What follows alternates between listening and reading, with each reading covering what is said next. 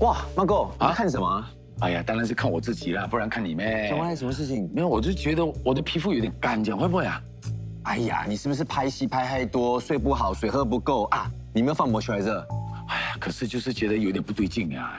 哎呦，我仔细这样看哦，好像是有点怪怪的嘞。哎，我跟你说啊，皮肤这个事情啊是可大可小啊，你不要轻忽它啊。当然，怎么办呢？我讲你出运了，刚好有个专家看皮肤的，哇，我帮你安排。哇，真的是出门一贵人。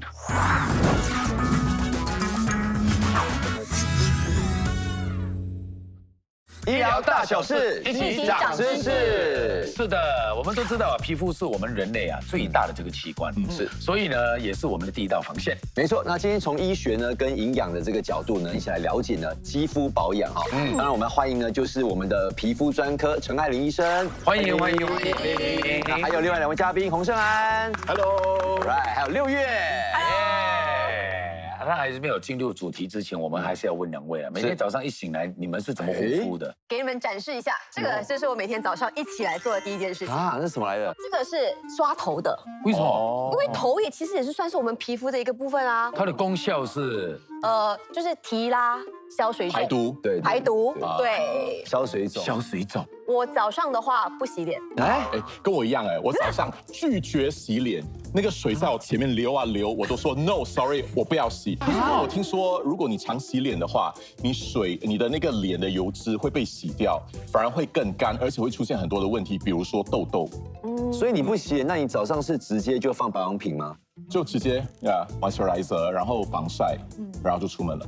OK， 医生，有什么好吗？他们这样是 OK 的吗？要看就是个人的肤质所以如果它是油性或者是混合性的，可能就会觉得就是有些睡了一晚，然后有时候有些油脂分泌如果你不清洗了一下，然后又擦上一个防护霜的话，还是就会可能阻塞毛孔，引发一些痘痘。请教医生啊，平时真正啊，如果说要保养的话，真的有用吗？真的有用吗？对，我们的皮肤可以分为就是3大类3大层，就是表皮层真皮层，接下来就是皮下组织。OK，我们的表皮层其实就是一个砖墙啦，就是来维持这个健康的皮肤屏障。OK，所以如果你的保湿品的话，一般上就是在表皮层发挥作用 ，OK， 帮忙就是保湿锁水的功效。那我们要怎么知道，就是说平时我们的保养到底有没有功效？是。其实判断保养有没有功效呢，不是说你皮肤有没有变白啊、变亮啊，主要是看整体的那个皮肤的状态有没有稳定的结构啦。其中比较客观的指标包括就是皮脂膜的平衡。就比如好像我们看到就是你的 T 区有没有出油啊，脸颊洗了过后有没有脱皮啊之类的。除了皮脂膜的平衡啊，当然就是还有保湿度的维持。就是说你洗了过后，你的脸会不会紧绷？还有会不会柔软跟有弹性啊？我想问医生这个 T zone 会不会遗传？比如说，如果我的爸爸妈妈都是 T zone，那我是不是天生就必须是 T zone？其实皮肤的肤质大多数都是遗传的。所以你看，都是我们爸妈的问题。所以你看，我就是遗传我爸爸的脸。根据就是皮脂的分泌跟水分的分泌，也可以区分为好几种啊。主要就是有干性、油性、混合性跟敏感性4大类。所以医生，哪一种皮肤是最容易出现问题？干性跟油性都比较容易出现问题。油性的皮肤通常就会出现一些炎症啊、长痘痘之类似的。然后可能就是痘痘带来的一些创伤。干性的皮肤，你会觉得皮肤很紧绷，然后有时候会脱皮，然后造成痒症，然后就会造成一些炎症之类的。不过有没有可能啊？有些人是这样，比如说他本来是油性的，但是可能因为有些外在因素影响，变成干性，会这样子吗？当然，随着内在跟外在的因素，然后当然肤质也会有所改变。内在因素，比如好像荷尔蒙啊失调，有时候饮食不均还是很大的压力。外在比如好像环境改变，可能你去冬天滑雪啊，这些可能你的皮肤就变得很干燥。其实环境对皮肤的影响是蛮大的。最大的当然元凶就是紫外线还有空气污染，跟干燥的环境。紫外线就是最常见的，就是你会看到，如果在外面暴晒的话，你就会被烫伤。是但是长年累月的话，你就会发现皮肤就会衰老，你就会老得比较快。污染的话，就是容易造成皮肤痒，然后又有发生一些炎症之类的，还有干燥的环境，当然可能皮肤会皲裂，也会造成痒跟炎症啊。所以想问一下医生，到底这个紫外线对肌肤会有怎么样的伤害啊？其实紫外线对肌肤的伤害是很大的 OK 而且是长年累月的。我们就看一下这个是一个50来岁的男生OK 他是从事户外的工作也喜欢户外的活动啊。OK 我们在做这个皮肤健康检测的时候，就发现了他脸上有很多黑斑、很多细纹，还有就是血管扩张，这些都是老化的一个现象。那个脸部泛红是一直在处于泛红的状态是吗？因为那个血管它有时候扩张，然后过后就会泛红，容易引起炎症啊。你们有晒伤经验吗？ Of course。我常常，因为我是那种我只要一晒太阳，我就会变红，除了这个斑点会比较明显之外，其他的都是白的。哇 ，OK， 那这个属于容易晒伤的型。对，那你呢？我也是容易晒伤的女人。我有照片，前不久我不能投给大家看，但是我可以给大家看。真的也不用了，也不用播了。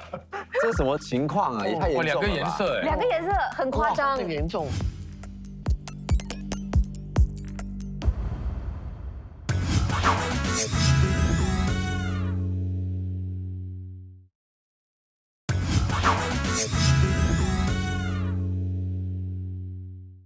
这是什么情况啊？也太严重了吧。 2个颜色哎， 2个颜色很夸张，很严重。这个情况是我们在户外做直播的时候，我觉得说，阴天嘛，应该还好，所以我又补了我的脸，但我就忘了说，我穿的是背心，结果我回家一看，一转身，对，那就变成这样。医生，像这样子嘛，常常去户外拍摄的话，我要怎么做才是有效的防晒？尽可能的话，就是避免在烈日下，尤其是紫外线最强的时候，就是10点到3点之间去从事户外的活动。是。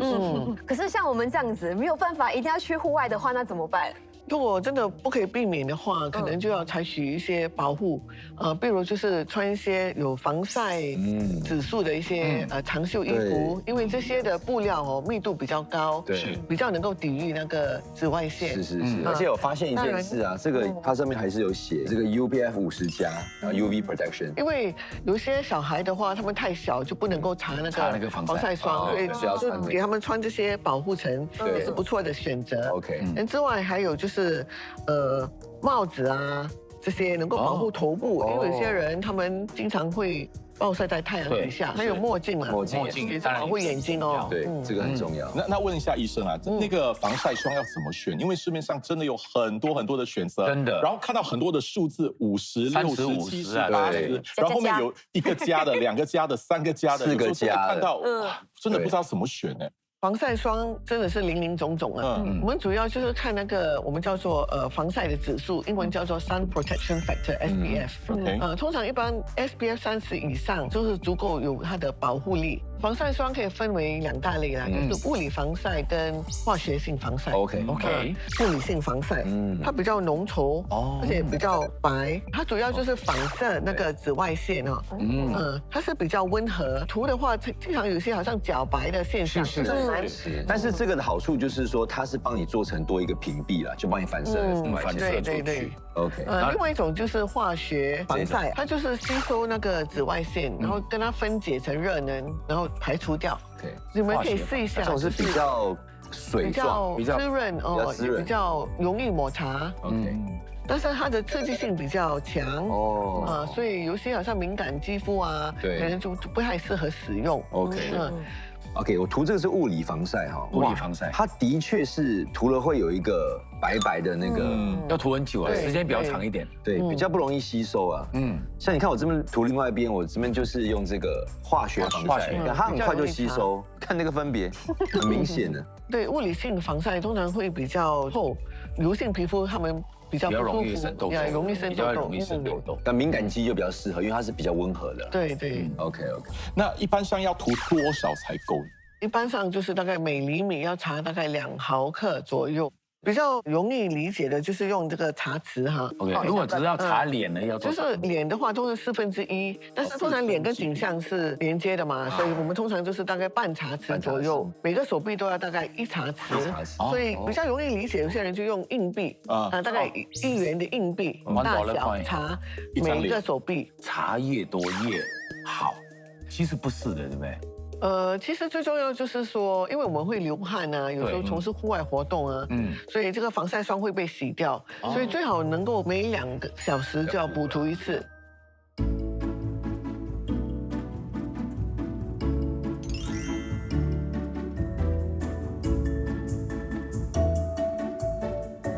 好，欢迎营养师廖佩仪加入我们讨论。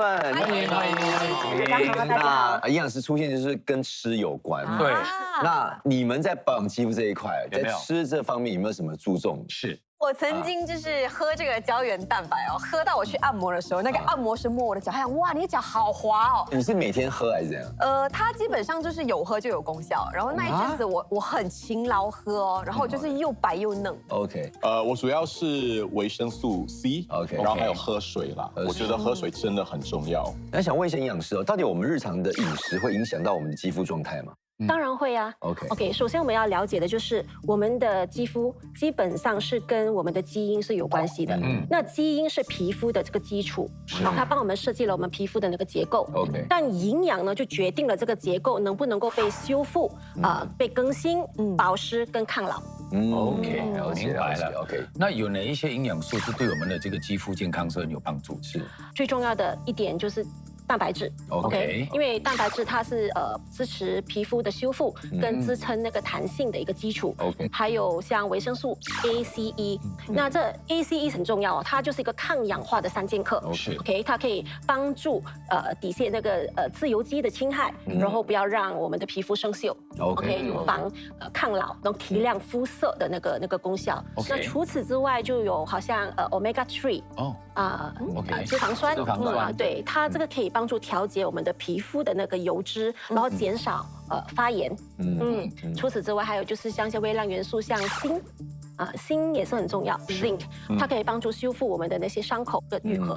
那你讲这些营养素都蛮重要的嘛？哪一些食物是含有这些营养？你刚刚提到关键的营养素，像 ACE，ACE 基本上凡是比较深色的一个水果，像黑莓呀、蓝莓呀、黑椒轮子啊、番茄、黑葡萄，葡萄颜色对，还有葡萄要连皮一起吃，因为葡萄皮跟葡萄籽它有非常丰富的花青素跟还有就是那个白藜芦醇，这些都是一些非常好的抗氧化的水果。OK， 那有哪些食物是有丰富的优质脂肪？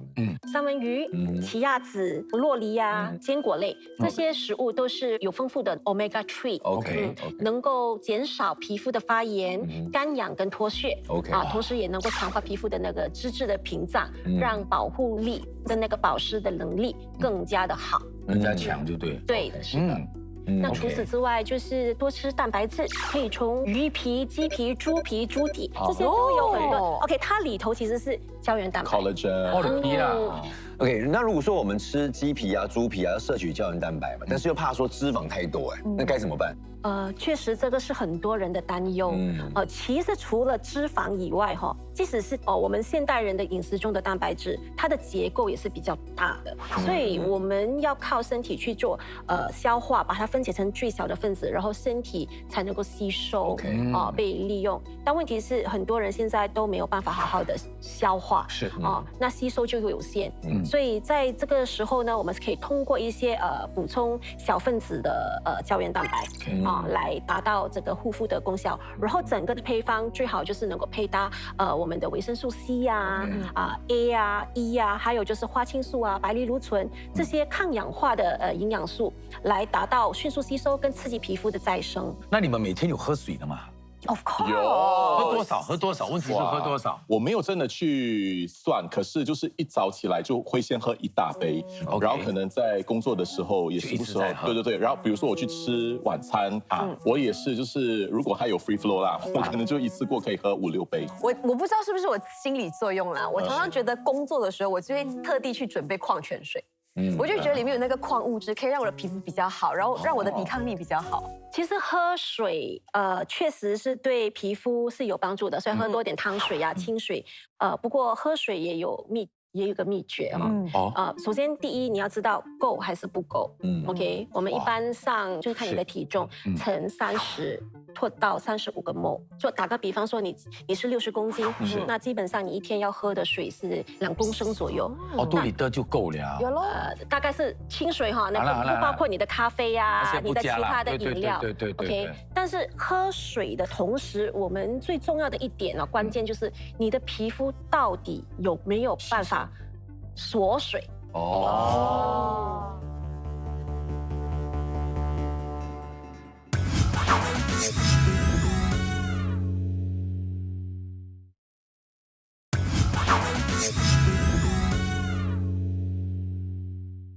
很多时候我们喝的水是。它会首先90%，它会先去到我们的心脏，给我们其他的器官用，最后一站才去到我们的皮肤。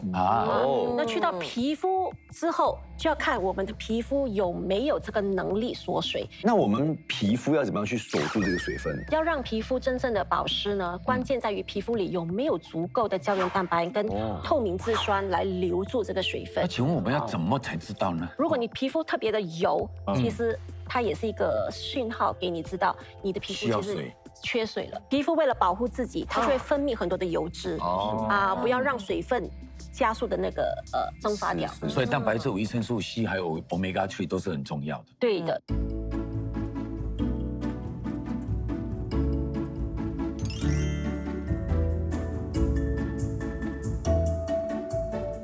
那么刚才我们已经谈到，每个人呢每天都需要2公升的水。是。那么说真的，医生，保湿对皮肤真的有这么重要吗？除了防晒，保湿对皮肤是很重要的。OK。我今天就带来了一个仪器，它能够测量表皮层的含水量。好，来，我来请6月来测试一下好了。可以来。OK。好紧张哦。52算好吗，医生？52很好。所以现在我们来量一下圣安哥哥的22。平均值多少以上是可以接受的？通常20到40是属于正常的。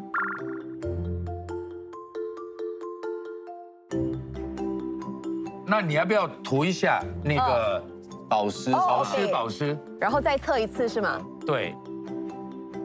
好，涂好了，试试看哦。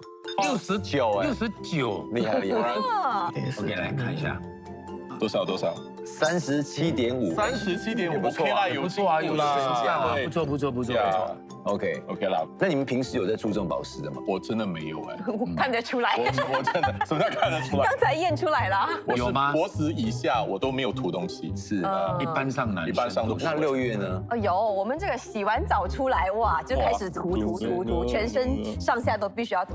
怎么样做让皮肤保湿呢？其实。主要就是要建立起健康的皮肤屏障嘛，所以一般上来讲，我们通常就是洗澡过后、抹干过后，我们就可以擦我们的保湿产品，也比较容易吸收，来，我们就是能够给它保湿跟锁水的功效。那洗澡的话，水的温度会影响到吗？对。一般我们是建议用温水洗澡啊，我们也建议就是冲凉不要冲太久。大概是5到10分钟左右就足够了。那说到这个保湿的护肤品，我们要怎么选？一般上有3大类啦，我们有乳液，我们英文简称 lotion， 它很轻盈啊，适合就是可能油性的肌肤使用哈。另外一种就是霜，我们叫 cream， 它也比较滋润，适合综合性的皮肤使用啊。最后就是我们有膏状的 ointment， 看着好像牙膏这样子哈，它很浓稠。但是最保湿就适合很干性皮肤的，或者湿疹啊。其实保湿也是我们叫做动态保养啦。有的时候如果你是去冬天滑雪还是什么的，那时候可能你就要改成用膏状的。一般上我们就晚上睡觉前会有很多护肤品，对，然后一层这个完了涂另外一个，另外一个涂完了，是不是真的所有的精华都会吸收呢？保湿品的成分是很重要的，应该就是看有没有含那个神经酰胺，英文叫 ceramide， 或者是游离脂肪酸 free fatty acid， 或者甘油等等，这些都能够保湿锁水的功效。有些保湿品也含有些燕麦萃取物，这些都有一些舒缓跟抗炎症的。OK，如果你有湿疹或者是敏感的肌肤，这样最好是选择无香料、无色素跟无添加物的一些保湿品。那营养师要怎么样啊？从饮食这方面才可以有一个健康的肌肤？很简单，5字真言。吃喝拉撒睡。哇，那吃喝就是平时我们要多吃蔬果啊，多蛋白，少糖少油。那如果在我们的饮食中你没有办法很吸收各方面的那个营养，那我们可以就靠一些营养补充品，像我们可以补充像胶原蛋白啊，然后还有就是多喝一些就是抗氧化膏的配方。OK， 那除了吃喝之后，就是刚才讲的拉撒，make sure。